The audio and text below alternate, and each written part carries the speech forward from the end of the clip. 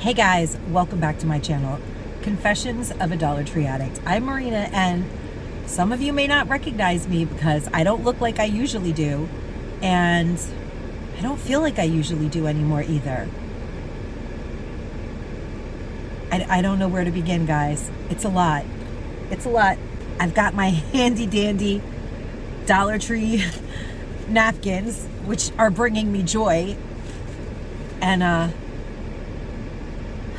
this video is serious, and I know there are people out there that need to hear what I have to say. I joked a lot during my treatment. Yes, I'm not wearing a wig because I had freaking shitty cancer, and I never, ever let anyone see me, the real me, during the whole time. Because my whole life, I've always felt like I have to rise above everything. I can never allow myself to be unwell. I can never allow myself to be imperfect. I can never allow myself to be human, never mind unwell. I've always felt like I had a higher purpose on this planet. I mean, as a child, I felt that. I had to take care of my mother at a really young age. It does something to you when you are the caretaker of an adult at a very young age. But that's not what this video is about. I may be all over the place. We all know that, but I have a point. I just felt like letting the world see what cancer does to people. And I know that a lot of you are going to say, oh, you look great. I don't feel great. That's the thing. And somewhere, somehow in this world, along the line of being sick and telling the doctors, I'm not feeling great, I'm really tired. For me, I'm exhausted. No one believed me. After my chemo, I kept telling my doctor, I just don't feel well. Oh, it happens. I can't get my thoughts together. I know I have energy, but I don't have my energy. It's like 10% of my usual energy. And I was joking about how ADHD was a superpower, but I had a lot of trouble. I've been having a lot of trouble breathing. And some of you have noticed that in my videos, I'm very breathy. And I thought maybe it was allergies. I thought maybe I had started to catch a cold. And I kept telling the doctors, I'm just not feeling well. And then I went to radiation, and I basically went crazy because I couldn't do what they were telling me. I couldn't do the breathing that they wanted me to breathe. And they actually got me a psychiatrist because they were like, oh, you're having anxiety. And I'm like, I'm stressed out and I'm terrified. But I am not having anxiety. There's something wrong. And then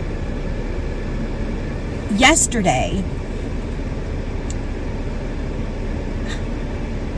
I went to get my treatment, and a nurse, an angel human on this earth, actually really asked me questions and really listened to me. And she was like, wait a minute, you've got a lot of symptoms. Have they done this heart test and that heart test on you? And I was like, they said that I needed it, but they said I could start and schedule it later. She said, I think you need to not do this treatment today. And I was like, good, because I can't breathe. And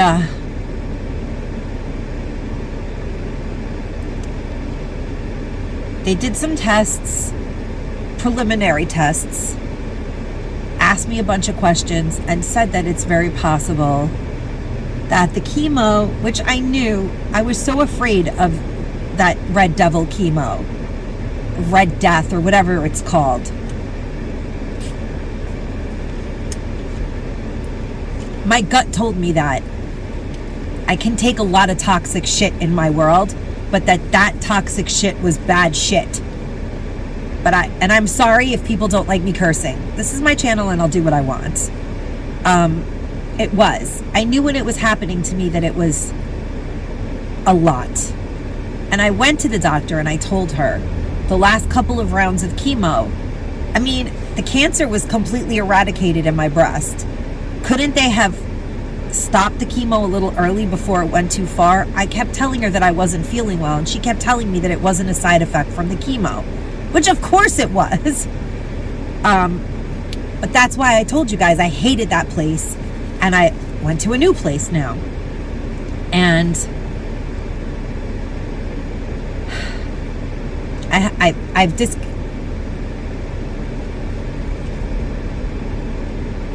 at the current moment, we've discontinued radiation, and I'm going to go to the doctor today, and I'm undergoing a bunch of testing to see if I now have congestive heart failure from the chemo that I got, which killed the cancer and could possibly kill me too. And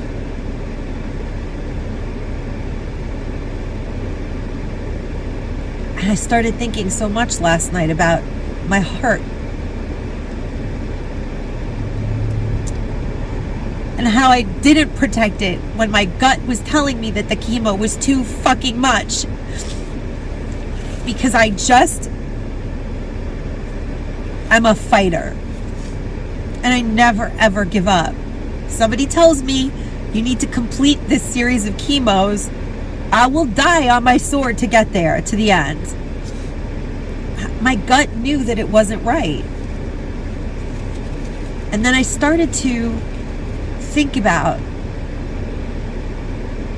all the lessons that I've had served to me on a silver platter in the last year.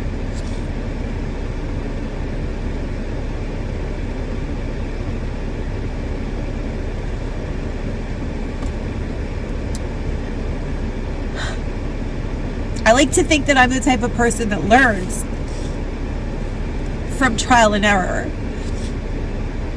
We all have a long way to go. Nobody, of course I wore a white shirt today so I can cry on it. It's my shirt and I'll cry if I want to.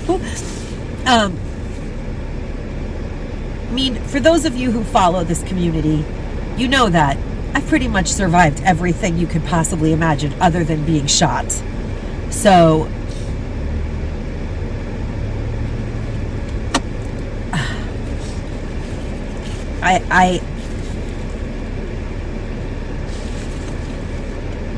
nothing phases me. That's the crazy thing. And then every once in a while, and that really is the crazy thing. Up until recently, you couldn't even hurt me if you wanted to be honest with you guys, because I just would space out and let it happen and delete it, and nothing mattered to me. But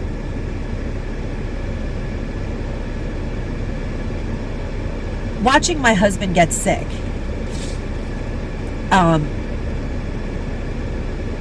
changed me forever. It just made me more aware of how precious life really is. And then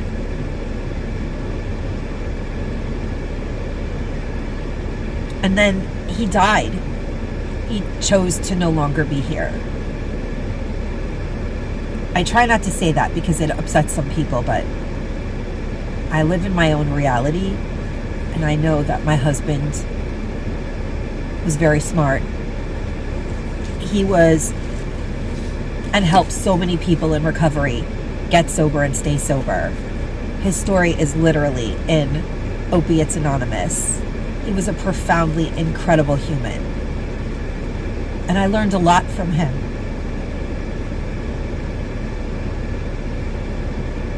And then the universe broke him, and I learned a lot about being humble and accepting shit I hated, because I couldn't understand how I finally had something so good and the universe took it away, made it nothing, and made me watch him suffer every day. It broke my heart every day.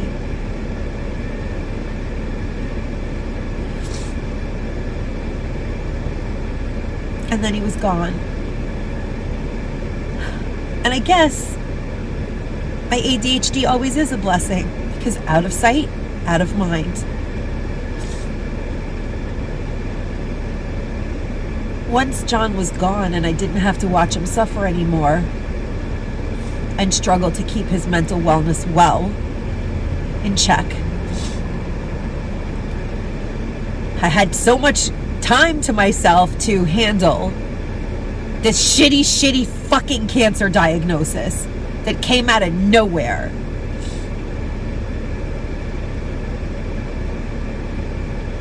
And then I fought like a bitch. I don't know what more to say. Those are the words I'm going to use. And if you don't like it, go away. I fought like a bitch. I got out of my bed every day like a bitch. I was like, no, fuck you, cancer. You're not going to kill me. I have too much to live for. My child needs me. I gave up everything I loved. I gave up booze to be a good mom, to do good things in this world. I loved alcohol. It made me happy. I felt nothing. I am the survivor of child abuse, 7 SA assaults that could have killed just about anybody else, but 7 of them with 7 different humans. And I don't even count the ones that happened within my relationships that were committed relationships. And so that's why I run Garage Sales Against Violence. And it's not easy to put a smile on your face and act like you haven't had people violate and take from you that they had no right to take. It's not easy. But I see the broken in people, and it always makes me want to heal it, because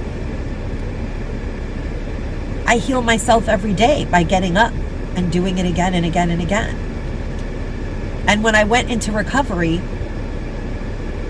I can't even breathe right now. I really thought that I was going to make a difference in this world. I started my organization. I've helped countless women leave their abusers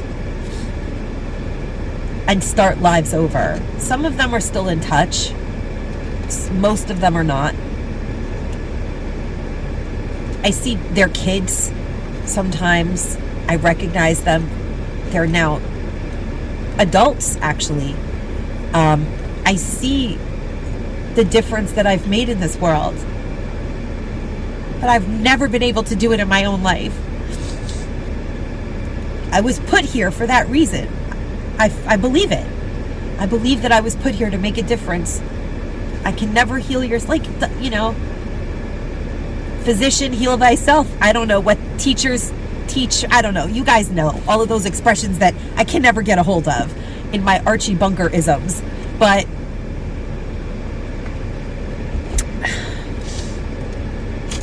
which is a really politically incorrect show. I'm just saying, he never could get his expressions right either. And I did grow up in that era, so hey, I'm not saying, I'm just saying. I recently allowed so many toxic things into my world because I see beauty where there isn't any sometimes. And sometimes there is. And sometimes it's not for me to judge. But my heart is everything. I know that I'm more than a body, and that's why I took the wig off, because I'm tired of hiding what's going on. I'm tired of it. I know that I look fine. I look like a person who went through cancer, but I didn't want to give cancer that power. But now I have to humble myself and say, God damn it, cancer, you had the power all the while. I was just a pawn in your game. Just like John's mental illness had the power and we were just a pawn in its game. Just like toxic people come into your world and you give them your power and then they crush you. And you guys know that I've been crushed. I put my heart on my sleeve. My poor little damaged heart. I put it on my sleeve and I let people trollop all over it because I want to help them heal. And it takes your soul, your core, the essence of who you are. And, you know, in our culture, hearts, love, heart-centered, they're all meaningful concepts. But the truth is, the heart breaks. The truth is, humans hurt us. And sometimes I wonder on a cellular level, did I create this all? Did I give this to myself by constantly giving of myself to those who do not deserve it? I was healed. I was healed. The doctor told me I was cancer free. I was home free. Next thing you know, I'm in radiation. I can't breathe. Now I need a year of other crap. I don't have cancer, but I need immunotherapy, and I need these treatments, and I need that treatment, and now the radiation isn't going to work, or we're not going to be able to do it because you may have a heart problem. Whoa, where did the heart problem come from? Did I just let too much stuff break my heart, break my spirit, break my soul? Did I give too much of myself again and again and again? Did I work myself too hard? Should I have said, fuck these donations this time around? Don't look at these people that are suffering. Who cares? You're suffering too. I don't know. I don't think so. But then sometimes I wonder, on a one-on-one level, I give of myself freely to people who I meet, who are at a crossroads. When I recognize another human who I perceive as enlightened, I always go the extra mile for them, because we're all here to grow along spiritual lines. I truly believe that. And it's my job to help those who need help. And I rarely ever say no when someone asks me for something. And yesterday when I got this information, I got a lot of bad news all at the same time. And it was soul crushing. And someone who ghosted me reached out to me, along with that, on Easter, to wish me a happy Easter. The resurrection of what? I want to know. And then another, this is all within a 24-hour span, mind you. I wear my heart on my sleeve, as you all know. Then the person who ghosted me reached out to me, or a person who ghosted me reached out to me on Easter. And I was like, no dice. I went through killer chemo, almost died. I went through hell. You think that I was fine just because my videos made me look that way? I am always fine. But the people that are supposed to support you through that to get to fine, you weren't one of them. So I don't know how you're going to define yourself in my world right now, but unless you have a really good explanation on why you did it, you better beat it. That was a short conversation. And then someone that I trusted, a friend, betrayed me in a really dirty way. And I was like, whoa, why is this happening? I trusted that person. Now, this is, we're talking about energy here. I'm not talking about like anything more than that.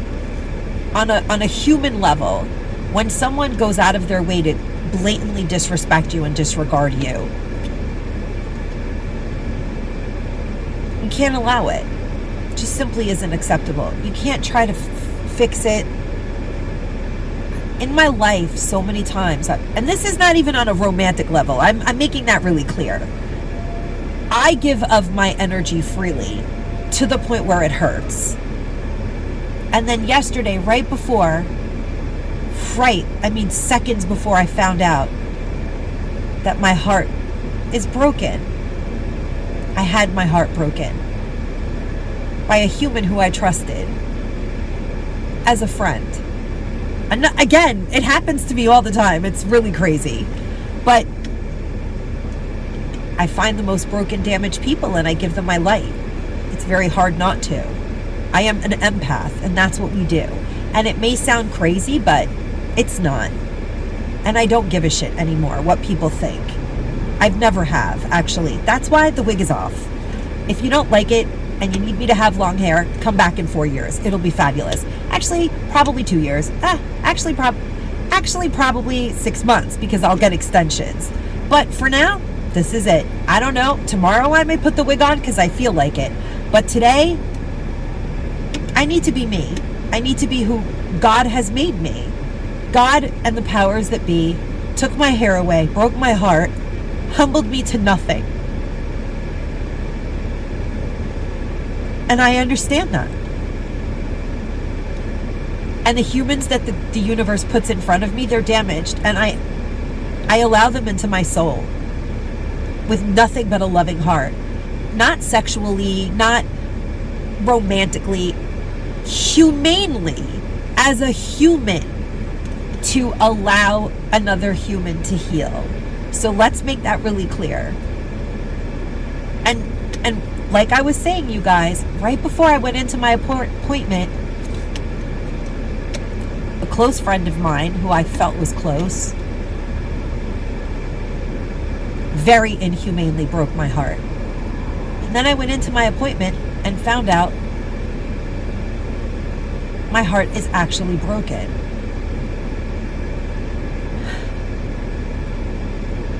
And I just had a PTSD moment. I snapped. I mean, you guys know that I have PTSD. I've made it clear. I lived in a DV situation, so I don't get the video flagged, for a long time. And I'm sure that I had it before that. And I do have a diagnosis for it. And I do quite well, all things considered, because I've had a lot of therapy and I do a lot of work on myself. But I'm tired, you guys. I feel tired. I feel tired of feeling like I'm not enough, and feeling like I have to make excuses for people who would break your heart. And then just betrayal, just straight betrayal, just disrespect, dirty, filthy betrayal. All the negative energy you could think of. It can all be justified. Oh, people are allowed to do whatever they want to. Yes, but they don't need to spit in your face. And they don't need to hurt you unnecessarily. And they don't need to use you. And they don't need to take your kindness for weakness, because I'm far from weak. I am a very powerful force to be reckoned with, and no one should fuck with me, to be honest, with the whole world out there. They shouldn't. But I allow them to, because I allow people to experience the grace of their own bottoms. I allow them to. But in the process of doing that, I've harmed myself. And so I wonder, was God in that appointment yesterday and said, how could you let someone disrespect you like that and not tell them off? Just not cut them off? Because I was like, well, I can't judge people. They're allowed to do whatever they want in life. And was God like in my appointment yesterday and was like, you know what? Let me give you some heart failure. Maybe you're going to get it. Maybe you're going to see that you should be protecting your soul more. You should be protecting your energy more. You should be protecting your heart. And then I was like, should I have been protecting myself all this time more? I thought the universe put me here to help people. And it's hard to figure out where I begin and they end, and like where my boundary is with that. Because if I'm a good person, I'm willing to go the extra mile to help another person when I know that I can. But where does that end? And I'm not about people pleasing. It's not about any of that. It's if the universe puts a human in front of me that I see clearly is becoming spiritually enlightened and like morphing like a butterfly, literally, before my eyes. And I see that they already have an awareness that other people don't have. I go so out of my way to help that person. I mean, I did it with my husband. And I know the ripple effect of what he created. He is gone, but my husband has helped hundreds and John helped like hundreds and hundreds of people get sober and stay sober just because he fell at his job working to take care of his family, and he got a brain injury and ultimately succumbed to whatever it is that took him off of this planet. doesn't disqualify all the amazing things that he did. I just don't know, you guys. I don't know. I'm at a crossroads in life where part of me feels like becoming the evil version of me because I've just had it. And I'm so tired of people just taking my kindness for weakness. And then I know that the answer is to take care of myself. I know that. But does that mean stop doing for others altogether? Because I'm inevitably going to get hurt again. I put too much of my energy into people that spit in my face. I mean, spit in my face, and you guys have been here to watch it. And I'm not going to get into who it is, and I'm not going to get into what the exact transactional situation was, because it's really just a matter of energy, power, control, and garbage. And you're going to have to take my word for it. It was a lot for me to lose my shit this far. So trust me, it was a lot.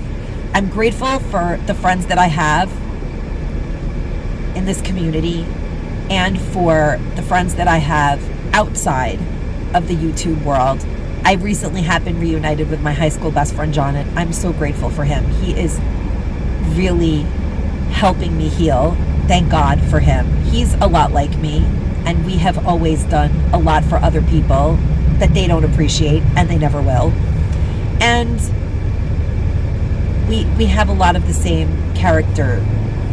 Maybe they're defects. I don't know. I've been through the program many times. You guys get it. If you're in a 12-step if you're in AA, let's just put it that way, caffeine is your friend, and you have character defects, and you know what they are. And I mean, it's not really about people pleasing. For me, I just don't see it like that. I've never thought of those things as certain things and language in the program. I don't see the world that way.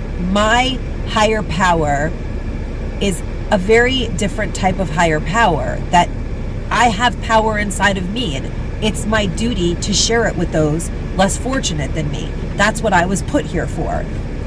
I've always felt that way since I was 5. 5-year-olds don't say things like that, but I did.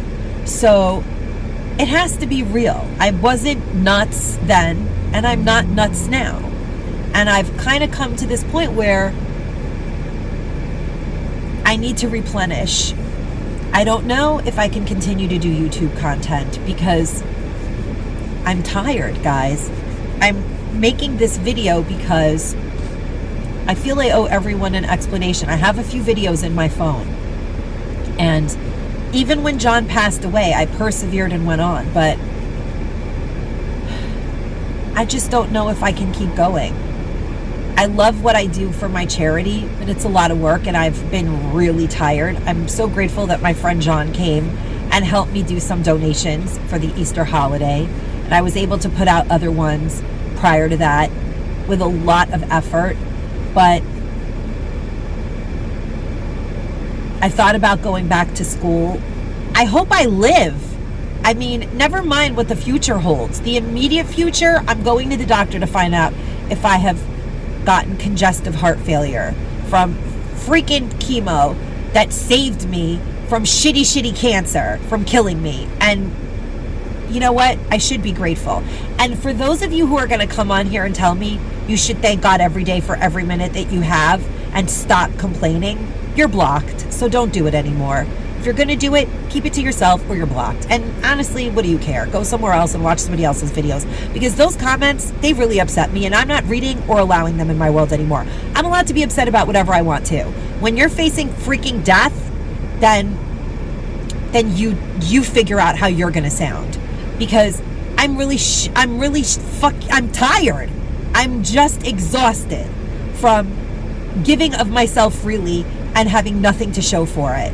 And going to my doctor's appointments and finding out that I thought I was cured and I'm not. And I was wondering why I felt like crap every day, because something's obviously wrong.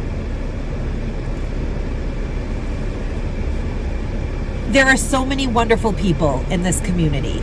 who have given me so much love. And without you, I wouldn't be here. I wouldn't be here. But then I wonder, like, why can't I receive love from humans and trust them without inevitably getting screwed over? It's so hard to deal with sometimes. And I mean, while I'm here and we're honest about it, it's not like my friend John hasn't been honest about it. The reason that I haven't been friends with him the entire 36 years is because he had his own addiction to deal with. And he's been very forthright and honest about it. And since I'm here, I might as well just mention that. It was never that I didn't love my friend, John. It was that I was clean and sober, and he had his own journey to travel on. And there have been many people that have come into my life's awareness who are at different stages in their recovery. And wrong or right, I allow them into my universe. Some with much more time than me, and some with much less time than me, and I get harmed. Because there's something I'm supposed to be of service for. I never know what that is. I do know that I'm supposed to be doing it. And I've been doing it because people in recovery are of service. And I don't let other people tell me what that means. And then, you know, when you create a bond with someone and they hurt you, it hurts. The heart hurts. And yesterday, I found out my heart was broken every way possible. Mentally, physically, spiritually, every way possible. Can the body exist with the heart being broken in every way possible? I don't know. Can we continue to believe in the power of good when we've been shown so much bad? What's the tipping point? I always say how in every day you've succeeded if you have 51% good and 49% could be shitty, bad. As long as you're 51% okay, you've still had a good day.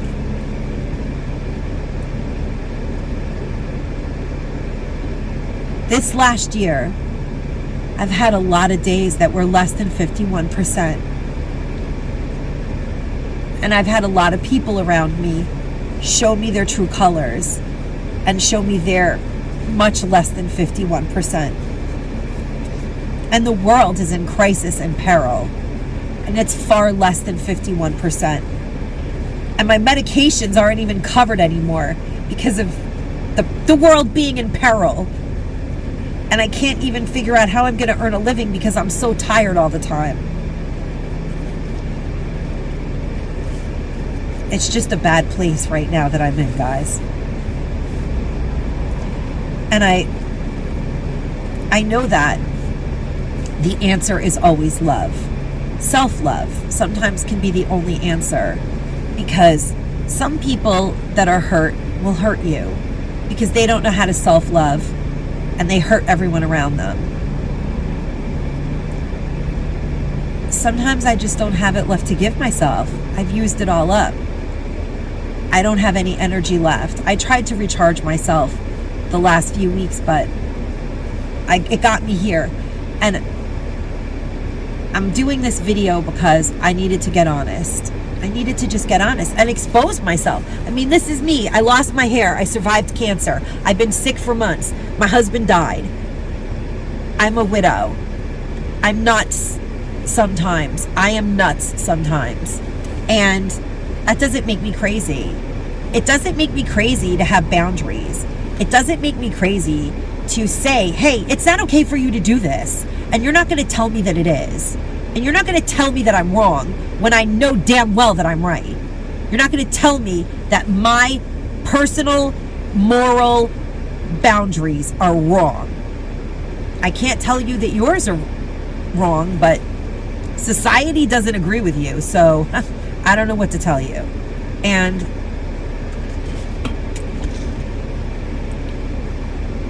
you can't stab someone in the back 1 second and then expect them to hand you a pile of hearts and roses and cash too, and gifts and prizes and all the rest of it. And so being in a constant place of service to the community and the universe is exhausting. And that's why I don't know what I'm going to be able to do, guys. I have had a lot of really exhausting days lately. And I'm hoping that it's a vitamin deficiency. I'm hoping that they can put a Band-Aid on me, slap me on the ass, and send me right back out there and tell me to go get them. Because I'll do it. You guys know that I will. But I just needed to be honest and say that this is where I'm at. I've been crying for 2 days.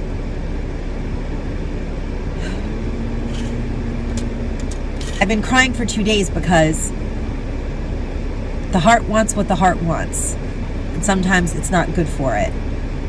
And then the heart breaks. And then you have to reconsider this mortal coil that you live in. You have to reconsider it all. Because we're more than just our bodies. But our minds play tricks on us. And let us think that we're not. That we're this flesh. And that it's not enough. And that we could have done more. It's just a lot. And going to my doctor's appointment now, like I said,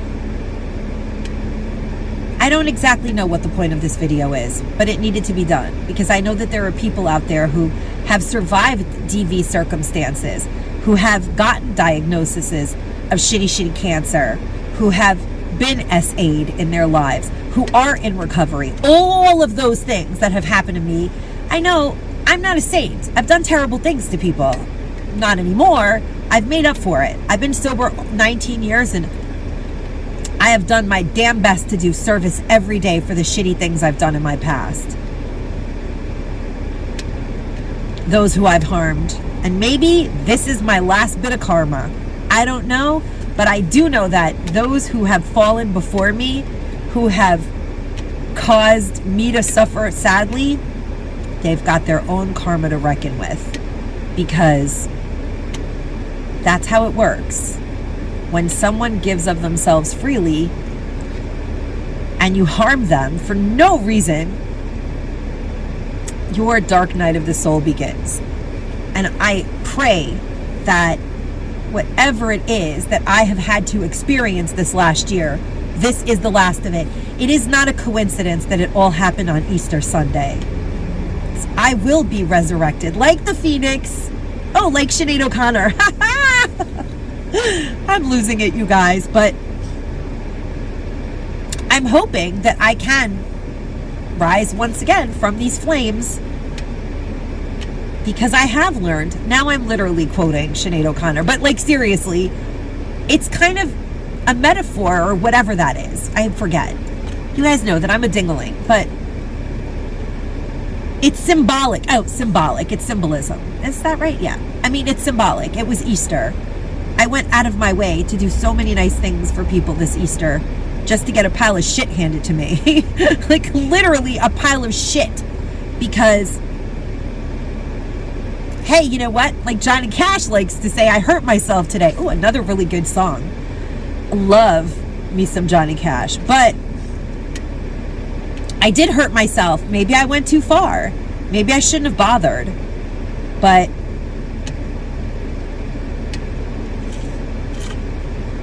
it all happens.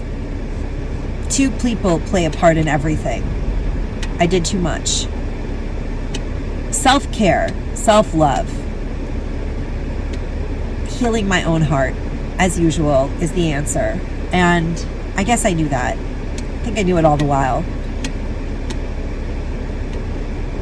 Disappointment has been the theme. And it's really weird too, because there's a song that I've been listening to so much lately. And it's called Disappoint You. And it's an old song that I rediscovered in like a playlist of mine from a long time ago.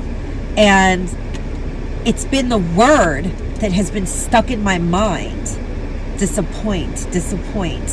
And then when I was driving to Easter Sunday with my family, my brother was giving my son a lesson in Public Image Limited and the Sex Pistols because they're a band and that's like our era, you know, punk rock and all that. And Chris has a really eclectic taste in music. So he was playing him. We were singing the song Disappointed in Two People. And when I lift myself out of a situation and I look at how far humanity fails so much sometimes, all I can say is disappointed in two people, because it disappoints me when I know that I'm still in a situation that's just toxic and I'm still trying to correct it with all the goodness that I have to give. And it's unfixable. And so it is disappointing. I disappoint myself. I'm very disappointed in the other person. And so many people will say, you need to remove yourself from all of these things and focus on your health. I have been doing that. I thought I was healed.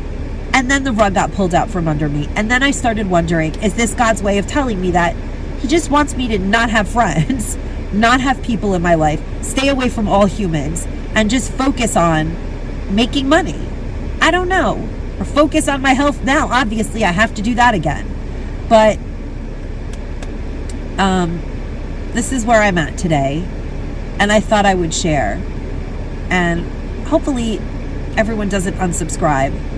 And maybe if you know someone who's been through anything that I've been through, you might want to let them watch this video, because you'd be surprised how many people are suffering behind closed doors, under those wigs,